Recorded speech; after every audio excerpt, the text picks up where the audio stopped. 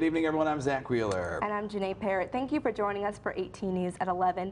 10 presidential candidates facing off in a second night of debates, this time featuring 4 frontrunners, including former Vice President Joe Biden and Senator Bernie Sanders.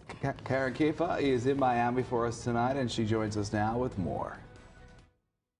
As the candidates got this debate started, they faced a lot of the same questions, or at least the same topics that their predecessors did on the stage last night. Things like health care and the economy and the ways in which this wide group of candidates is very different. Of course, there was a big spotlight on this debate coming in because the frontrunner is part of this field of 10.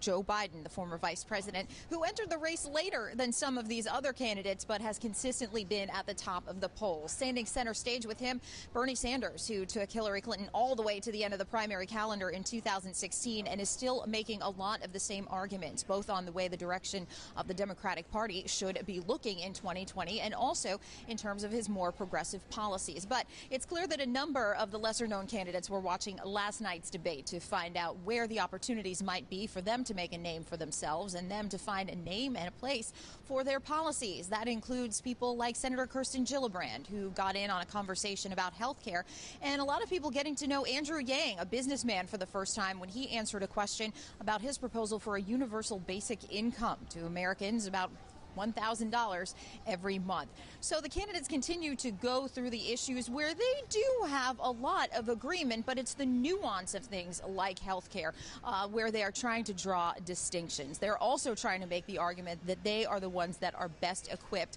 to defeat President Trump in 2020, and that is where Joe Biden is focusing a lot of his energy this evening, even as he faces attacks from other candidates. What we're also seeing here tonight that's a little bit different than last night, it's more obvious the generational divides that are between these candidates. You've got some very young people on the stage tonight in Mayor Pete Buttigieg of South Bend, Indiana, Congressman Eric Swalwell of California, both of them in their 30s, and you've got Biden and Sanders standing center stage in their 70s. So a lot of those conversations coming up as well, particularly as it pertains to the conversations about student loan debt and gun violence.